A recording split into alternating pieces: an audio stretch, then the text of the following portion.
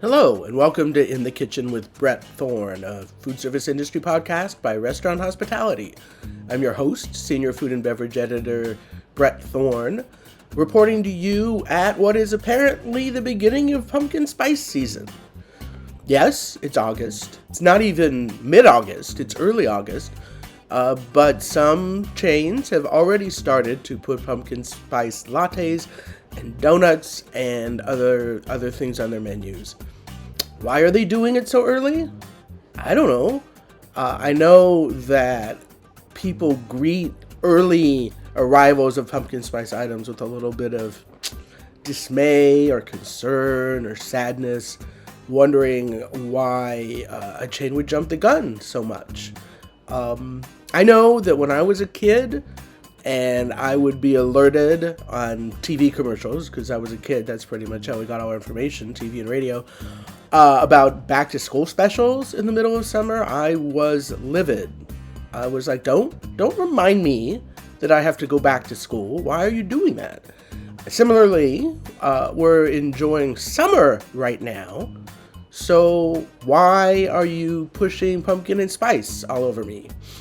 But from another perspective, perhaps it's good to think gently about what's coming ahead and to get used to it and enjoy it. This is something that they do in Japan, or at least I can think of one occasion when they did that when I was in Japan in like 2007 in February.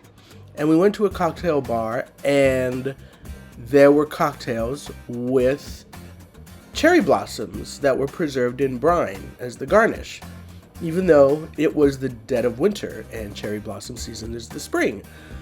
But it was explained to me that people are very eager to see and enjoy the cherry blossom season.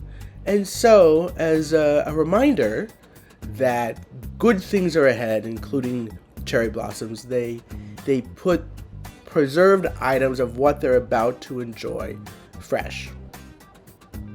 I don't think that's what the pumpkin spice people are doing. I think they're trying to sell as much of their product as they can, obviously. And as I understand it, pumpkin spice season is a very specific time for customers. After Thanksgiving, most people do not order pumpkin spice items anymore because it's Christmas season and they want peppermint and eggnog flavors and that sort of thing. So if you want to get a jump on pumpkin spice and drink some early or put them on your menu early, I guess go ahead. I'd be curious to know when people actually start buying them, because if people are buying a pumpkin spice latte in the middle of August, I think maybe you should sell it. At any rate, my guest for this podcast, this particular episode, is Philippe Massoud, the chef and owner of Ilili, a Lebanese restaurant with a long-standing location in New York City and a relatively new one in Washington, D.C. And he has some interesting perspectives on the restaurant industry now, and on Lebanese food in particular, Middle Eastern food in general. He corrected me. I thought that Lebanese food was considered sort of the top tier of Middle Eastern food because of Lebanon's ancient Phoenician heritage. But Massoud said, no, it's just that it's recently been a crossroads of so much. There's been such conflict and grief there that they have sought some solace in their food and worked to make their food a bit more refined, a bit better. At any rate, I hope you enjoy my conversation with him as much as I did, because here he is now, Philippe Massoud.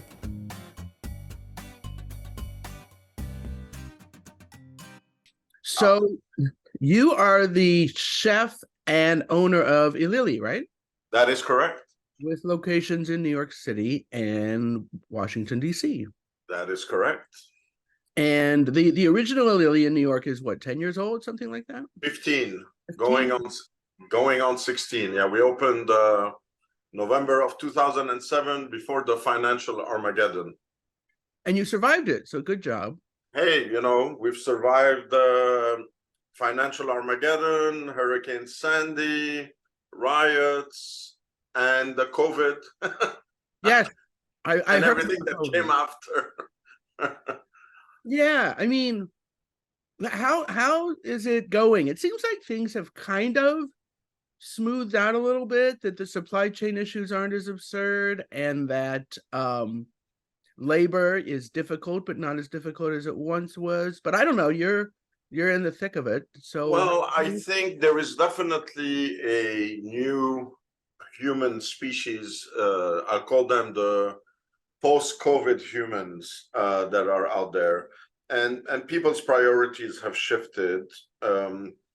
And in addition to that, the low interest rate period that dislodged a lot of the low income housing plans that many cities had have all come together to create this very difficult market.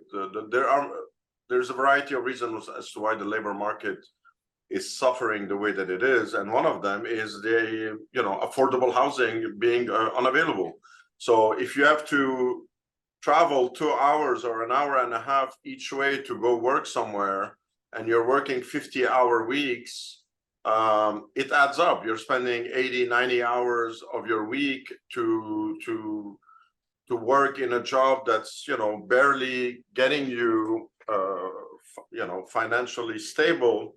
So a lot of people exited the industry, and we're working diligently to turn that around. And we pay our staff members very well and above and beyond the ranges that are out there. But there is a systematic dislocation, in my humble opinion, and until the powers that be, i.e. local governments and federal governments, start realizing and looking at it from a bird's eye view, if they don't provide relief, eventually it's going to get worse, in my humble opinion.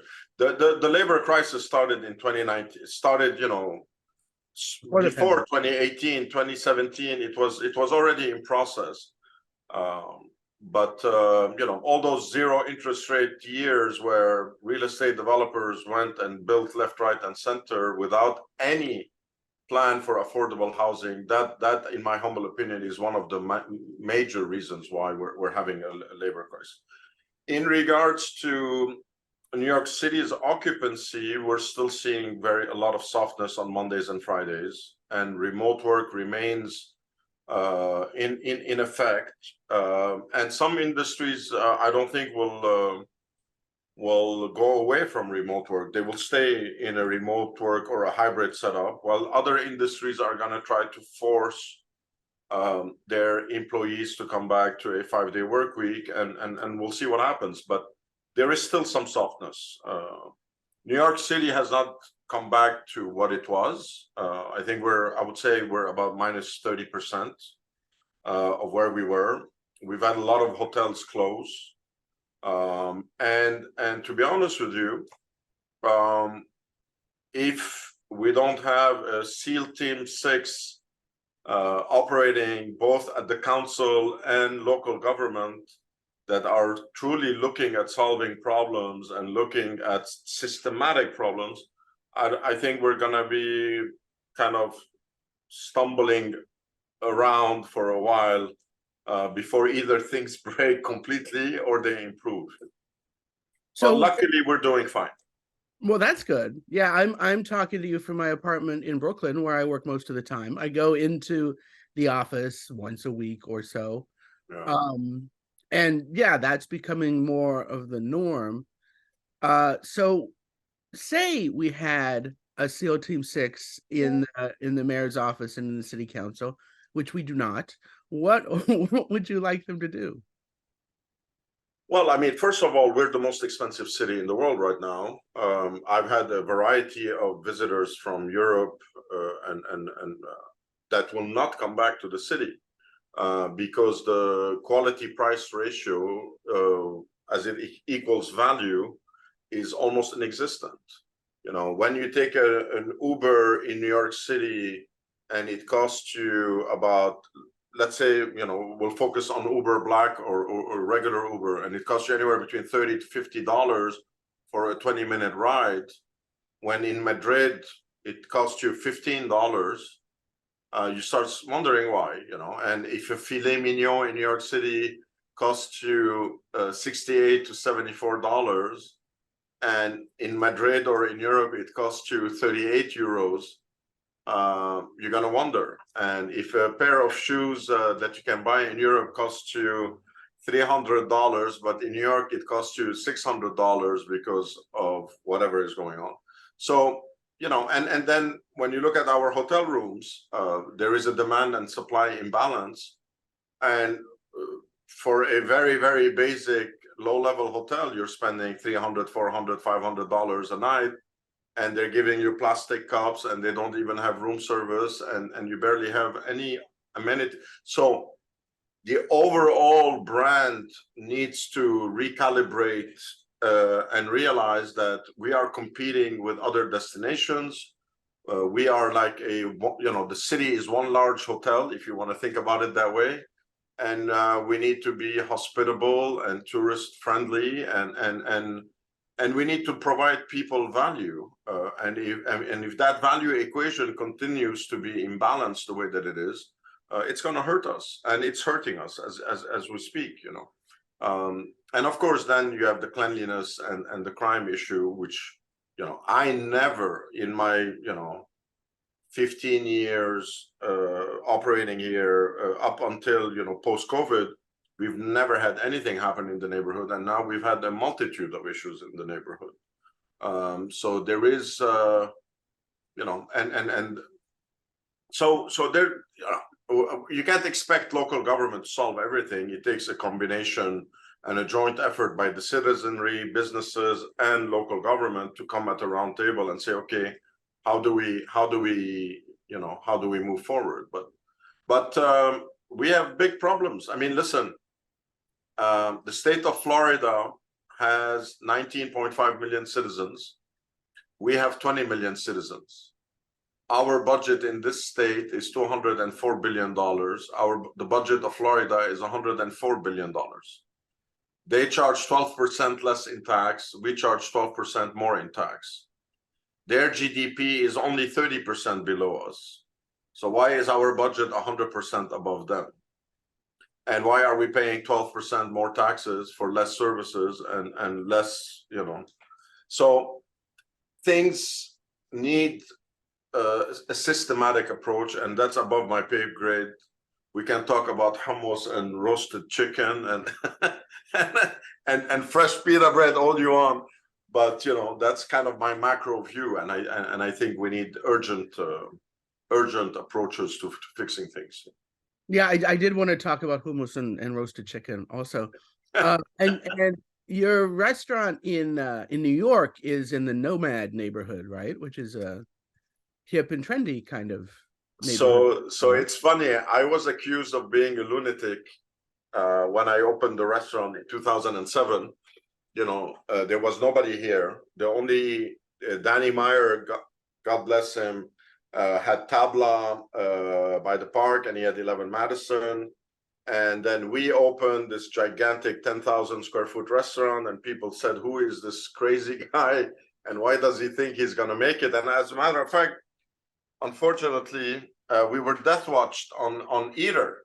They predicted our failure. Little did they know that we were profitable our first year.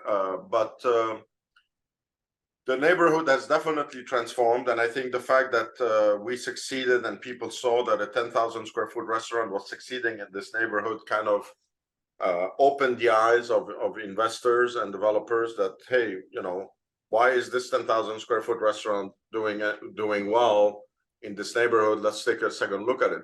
Mind you, I had been looking at the Nomad Flatiron area since the early 90s, and I saw the constant turnover and failures of restaurants and businesses. And I think it's the transformation of the park and what the Madison Square Park Conservancy and Danny did. And when when they refresh the park, I think it started the renaissance and the turnaround of this neighborhood, and we're very happy to have played a role in that. And in DC, you're on the wharf, right? In DC, we're on the wharf, on the water, yes. And how long has that been open? So we we built DC during COVID. You know, I'm a bit of a masochist. I pick my battles really intelligently. We were driving literally weekly because, you know, the airports had the National Guard and you had to get all sorts of testing done and all that. So we built DC during COVID and we opened October of 2021. Wow. And DC was only open 5 nights a week because we didn't have enough staff. Subsequently, we opened for brunch on Sunday. And then when we staffed up, we opened for brunch on Saturday. And then earlier this year, we opened for dinner 7 nights a week. And now we're working on staffing up to open for lunch. Congratulations. Thank you. So why did it occur to you to open a restaurant during COVID? Had you already signed the lease or did you see an opportunity as everything was falling? No, I had signed the lease. As a matter of fact, I was looking both at Florida and DC, but DC, the negotiations had gone forward and we were ready to, you know, we had put ink to paper. So, and then I had to give up Florida because building during COVID was not going to be a walk in the park. I knew I knew it was going to be very challenging. So we ended up focusing on DC and you know, tried to build the best restaurant in that space. You know, it's a beautiful glass house. It's a standalone building across the water. And we really wanted to do something magical, mesmerizing, uplifting, and you know, and that's the direction we went in. And I'm very happy and very pleased with what we did there. And you're originally from Beirut, right? Yes, I was born in Beirut, and people are gonna know my age. I came here in 1985. I had an uncle that I had never met in Colorado who had become an American citizen who worked in the disk drive industry. So he was one of the engineers that helped design the disk drive at the time. And I had an aunt that had left Lebanon in the late 70s that I had forgotten about. So my parents were like, oh, why don't you go meet the American side of the family and see what you think and all that. And I said, yes, but I can come back, right? They said, yeah, you can come back. And then, you know, while I was here, they obviously called me and told me, oh, by the way, you can't come back home because it's very dangerous and the situation is really deteriorating. And I went into the public school system. I was very fortunate that I had an aunt living in on the outskirts of Scarsdale, New York. So I ended up joining Scarsdale High School. Very nice. And I'll never forget. I was a big guy at the time. You know, I barely spoke any English. And the day I met with my dean, her name was Susan Diamond, a wonderful, wonderful human being. She sees me, she's like, oh my God, hang on, don't say anything. She walks me over to the head of the athletics department and she's like, Ron, look what I've brought you. You know, this young 14-year-old that's full of muscle, that's already built and all that, you know. So he's like, son, you know how to play American football? And I'm like, no, I'm sorry, I don't. It's like, do you know anything about American football? I'm like, I know that you got to beat people up on the field, you know, that's pretty, I got that down. He's like, have you played soccer? I'm like, no. Do you know how to kick the ball? I'm like, no. He's like, okay, let's wait till next year. I want you to join the football team. So, you know, subsequently, I played football for the Scarsdale Raiders for 2 years. And that was an amazing experience. And I started my American journey, you know, at the age of 14 in 1985. And if you told me I'd be here for 37 years, I would tell you you're crazy because I was dying to go back home. But that became an impossibility as the situation, you know, deteriorated substantially up until they, you know, in the 90s where they signed peace, you know. So have you gone back since then? I have gone back. My mom still is there. Unfortunately, my father was killed during the war in Lebanon. He was an opportunity target because he believed in a unified and peaceful country, and we were a prominent Christian family that lived on the Muslim side, and the same thing happened to Muslim families on the Christian side. Right, I'm not absolving anybody of awful human behavior, but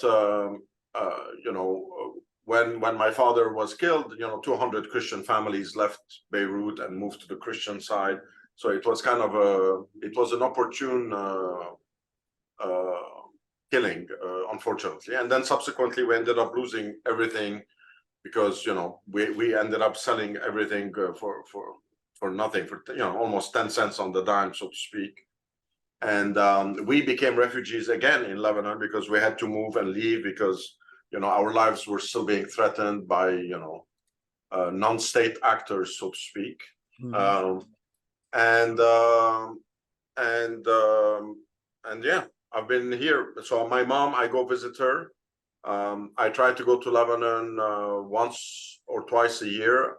I had the opportunity to take journalists and sommeliers and beverage directors to do a wine tour in Lebanon. As you know, the wine industry has really bloomed. Back in the day, there were only 7 wineries. There are about 40 of them now, if not more, and they're doing really amazing work on the wine side. There's a saying in Lebanon that you have to be an idiot to not make good wine because the climate is so favorable to growing wine. The Bekaa Valley has the right temperatures, the right amount of sun, and it has these almost like convection winds that keep everything dry. So you don't have to spray for rot. You don't have to manipulate the vines the way we have to in, let's say, in New York State, because it's very humid. So we have to spray frequently here. Yeah, I took some people there. We did a tour, and this is what we do at Ilili. By the way, we have the largest Lebanese wine list in the U.S. We really carry everybody. Our process is very simple. We taste, we like, you make it on the list. No ifs, ands, or buts. If we don't like, you don't make it on the list. But we want, as every winemaker that can sell in the U.S., we put them on the list because we want our dining room to be like a Lebanese tasting room, so that people can really understand the north, from the coastal vineyards to the mountain vineyards, the elevated vineyards, and what have you. For some reason, I don't think I realized that Ilili was specifically Lebanese. I thought it was Middle Eastern, but of course, Lebanese is its own unique cuisine, and many people, Lebanese in particular, consider it the finest of the Middle Eastern cuisine, dating back to ancient Phoenicia and all of that. So that's good to know. Yes. So my origins and my heritage is Lebanon, right? And that's the food that I know. That's the food I grew up with. That's where all my memories were shaped. That's how my palate was calibrated. I'm also half Syrian in the sense that my mom was a refugee from Syria, from Aleppo. And Aleppo was really, to me, the true culinary capital where there was diversity, because it was when the Silk Road, when the caravans were coming from China and going to Europe, they were passing through that area of Syria, and they would go to the ports in Turkey and some of the ports of Beirut as well. The reason why the cuisine is known mainly as Lebanese is because of the diaspora and the migrations. The Lebanese are the ones that migrated the most out of the region, followed by the Syrians and the Palestinians to some extent. And those migrations happened in the 1800s and continued post World War II up until the 70s. Some of them were political refugees that were escaping, slaughterhouses from the Ottoman Empire, to economical refugees, and then following up to meet up with family members. And if you look at the data from Ellis Island, a lot of these people landed in New York and then made their way to South America. And because they were looking for the weather that was similar to where they came from. and they wanted warm weather, and they wanted Catholicism, at least on the Christian side, because the Maronites in Lebanon follow the Pope. That's the largest Christian sect. We also have Orthodox Christians as well. But so all these people that migrated brought the food with them, and that's why I think it's attributed to Lebanese cuisine. But the cuisine of the Levant is really reproduced everywhere. Now, the difference is in how you execute it. And the Lebanese, because they've been invaded so many times, whether they've had stints with the Italians, they were a French colony, they were a Turkish province, you name it, everybody's walked through there, developed a certain finesse because they got skills from the invaders. And more importantly, Lebanon is the only country that has 17 microclimates and the 4 seasons in the neighborhood. Oh. And abundant water. So think about it this way. You have the perfect agriculture, you have the perfect climate, you have a very well-educated citizenry, and you're getting skills from the Italians, the French, and everybody else. And therefore, the food transformed in Lebanon and became a bit more sophisticated, a bit more refined, a bit more evolved. That's why I think people think that it's Lebanese. But I'll give you a simple example. In Lebanon, in Beirut, for example, if you eat a hummus, it will never have garlic and it will never have cumin. The hummus will always be a perfect balance of chickpeas, lemon, and tahini. Now, if you go to the north, or you go to Syria, you go to Palestine, Israel, Jordan, you'll see cumin, you'll see garlic, you'll see additives to the hummus that you don't see in Lebanon. The kibinaya, for example, in Lebanon is relatively soft. It's not as dry as you would have it somewhere else, where, let's say, you could have a 50-50 burghul meat mix. In Lebanon, there is less burghul, and it's more of a tartare and so on and so forth. So another example I use is that if you look at the Lebanese tabbouleh, the Lebanese tabbouleh is usually has an abundant amount of tomatoes and lemon vinaigrette and parsley, and it's almost a soupy salad. As the tabbouleh migrates down the coast and goes all the way to Morocco, it ends up being a couscous with a bit of parsley and a bit of tomato. Now, the question is, why is that? And my hypothesis is that it's water. The more water you have, the more vegetables, the more greens, the more tomatoes you're going to have.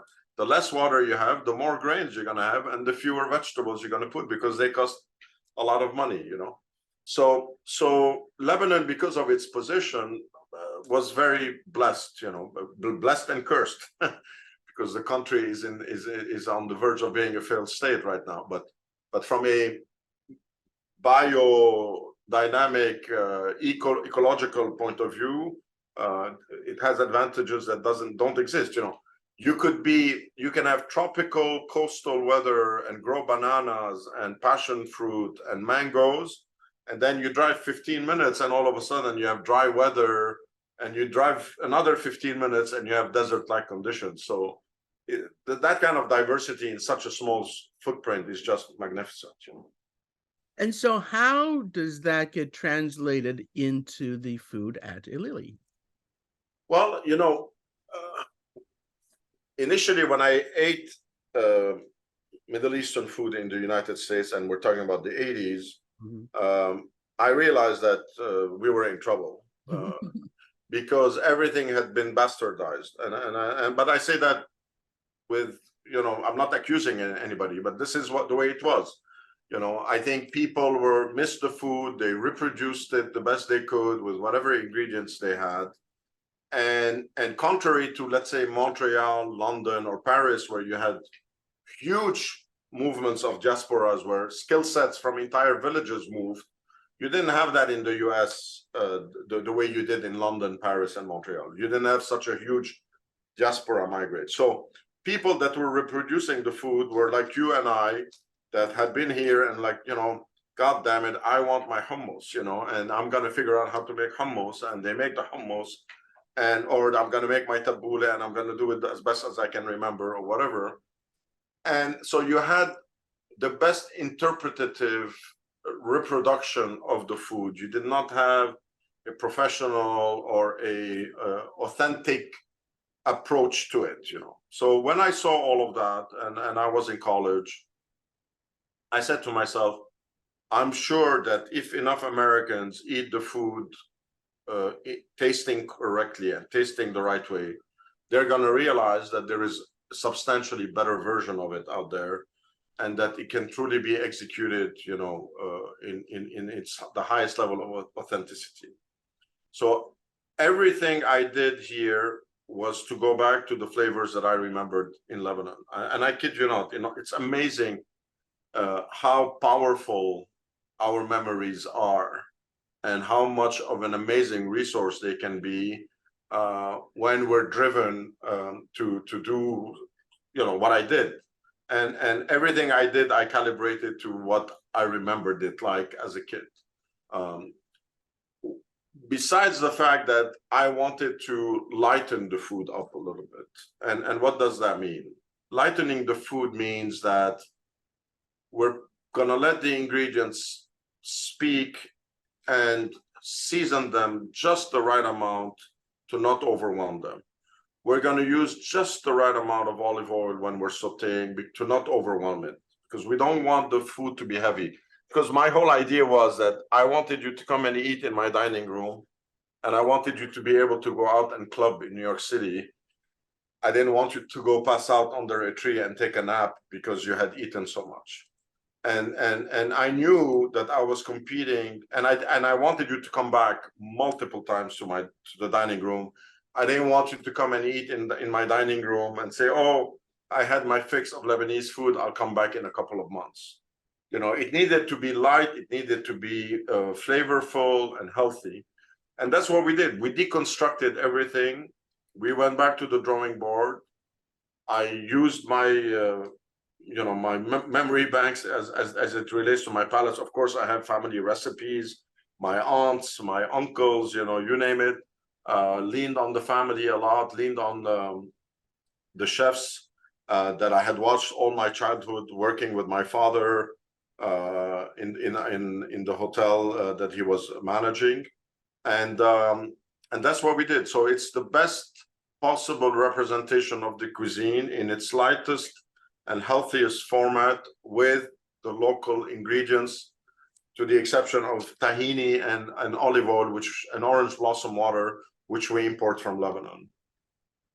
So, it's interesting that you try to make the food light, because it is my experience, just because maybe because I love the food so much, that you start out eating meze and all of the meze is delicious. And then after that, you're expected to eat an entire leg of lamb or something. That comes. So how do you have to train your guests not to eat all the food, or how do you figure that out? Well, so the way I think about it is that every guest that comes into our dining room taps into their inner chef, because by the mere fact that you're eating meze, you're combining, you're creating bites, you're coming up with your own permutations. Whether you're gonna take labneh and dip it in the garlic whip, or you're gonna take the muhammara, which is the walnut dip, and scoop it up with a fried kibbeh, which is the fried beef dumpling. Mm-hmm. So our rule is that usually 1.5 meza plate per guest, a main course and a dessert. That's the ideal scenario. And the more you are, the better it is. However, we have people that will have only a meze feast, and they will not go to mains, but they'll end up with 3 or 4 meza dishes per guest, and they'll have variety that is is unparalleled. I mean, where can you go and order, 4 dishes, and then the rest of your table is ordering another 4, and you have, almost 16 dishes that have variety that you can't get in a French or Italian restaurant, and that's the fun part about eating. It's Thanksgiving every night in this restaurant. The table is a Thanksgiving table every night. So if you like that gathering and that festive and celebratory feel, you should go dine Lebanese or Levantine or Middle Eastern, because it brings that out in all of us. So yes, we do encourage people to, and we encourage people to not finish and take some stuff home, because you need to be able to do the variety. Otherwise, you're gonna get locked in. So, how? Now I forgot what I was gonna ask you. Does it make a difference to you from a business perspective whether they order a main course or not? Is the meze more profitable or anything like that? No, not really. It doesn't. It doesn't really make a difference. I will say, I mean, from a if we have a very reasonable average check, even though we're considered to be expensive. But if people are okay paying $9 to $11 for a piece of sliced salmon that takes 3 seconds to cut, and they're having issue with paying $4 for a fried kibbeh that takes 10 times more effort in reproducing than salmon, then you realize that there's a perception disconnect. Right. And we have a very reasonable average check. We would love it to be similar to the Japanese restaurants and all that, but it's not. And that's because people still value the cuisine as being, despite my efforts of the last 15 years to elevate the cuisine, people still perceive it as, not as finessed as others, But I totally disagree with that, because pound for pound on effort, this cuisine is substantially more complex to reproduce and execute than other cuisines where you're paying 30-40% more. But people don't realize that, and maybe I need to do a better job educating them in that. But no, I encourage you. You see, here's the beauty. If you come to the restaurant, you can go all vegan one night, you can go all pescatarian the other night, and you can go all meat the other night, and then on the next night you can start pescatarian, finish with meats. So you don't get bored. I've had my French Riviera guests where I bring in some rosé, we'll order the octopus, we'll order the shrimp, we'll order the fattoush salad, we'll order the whole branzino, and a side of fries, and here we are. We could be in the south of Spain or south of France or the south of Italy, and then we can get the roast chicken and the hummus and the lamb sausage and all that, and do a typical. So that's the beauty, is that the menu is very, very playful, and there's something to tickle your fancy on whatever whim you have. So how did you decide to open a restaurant? You went from being a football player in high school to a restaurateur. So truth be told, I started, so when the war broke out in Lebanon in 1975, I was 4 years old. We were coming down from the mountains. Like you go here to the Catskills, or you go to the, Long Island or whatever. So we were coming down, and we're like, oh, we can't go home. Well, so we went to the hotel that my father and our family had, keeping in mind that I'm third generation. So my grandfather started as a cook at the young age because his dad was a stonemason. And he was like, I'm not having any of that back-breaking work. And so him and his brothers decided to go work in kitchens and learn how to cook. They ended up going to Alexandria, Egypt. Then they opened up a butcher shop. Then they opened up the first international restaurant in downtown Beirut, which was called Massoud Brothers. And they had a chocolatier, which is a chocolate store, a crémier, which was an ice cream store, a pâtisserie, which was a pastry store, and it was a restaurant and catering hall. Long story short, they did exceptionally well. They brought Austrian pastry chefs to teach the Lebanese how to make pastries, because back then it was all clotted cream and fried dough and, you know, artery clogging stuff. So we wanted to give you that variety if you were going to clog your arteries, and introduce you to butter, cream, and and viennoiserie, you know, and cake batter. So when we lived in the hotel, because we became refugees, we lost our home. Our home was across from the Holiday Inn Hotel, where the first battles of the war took place in Beirut. We ended up being refugees in the hotel. So I lived in the hotel for almost 10 years. So my favorite spot in the hotel was the kitchen. And I would go to the patisserie, and I would steal apricot sablés and eat crème pâtissière by the spoon, and grab the tempered chocolate that was sitting on top of the pastry oven, and make my own little chocolate sandwiches and what have you. So I was very blessed, because it gave me a sense of normalcy while bombs were falling everywhere and people were getting killed left, right, and center. Little did I know that I was getting the training that I needed to do what I do today, right? Here I was observing, you know, one of the best hotels with one of the best culinary programs. You know, we had a French Michelin restaurant. We used to do flambage, steak au poivre, tableside, Dover sole, tableside, baba au rhum, crêpe Suzette, vol au vent, you know, you name it, we did it. So I didn't know that I was getting the training that would equip me to have the confidence to do what I was doing. So then we moved to an apartment in 1981, and all of a sudden my mom takes me to the supermarket for the first food shopping. And I'm like, what the hell is this? You know, I had this hotel and this whole kitchen, and now we're buying boxed Duncan Hines ready-made cake batter, and I don't know what, you know. And we make the first box cake, you know, and I'm like, okay, but this is okay, but this is not what I'm used to. You know, I'm used to like a Reine de Sava or a Forêt Noire, you know, Black Forest or whatever. I'm like, this is not going to work, Mom, you know. So I pick up the phone. I'm 8 years old. I call the chef. I'm like, listen, you got to hook me up. I need recipes. I know I can't get it from the hotel. I'm going to make it at home. So I started, you know, with pastries at home at the age of 8. Making crepes, making tarts, you know, tarte aux bananes, banana tarts with crème pâtissière, and so on and so forth. So I had the sweet tooth, and I was going in that direction, right?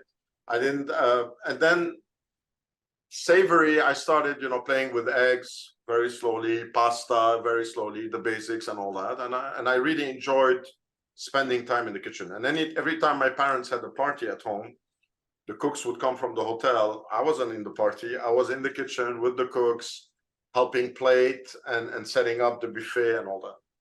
So, sorry, I don't want to interrupt you, but we are unfortunately out of time. All right.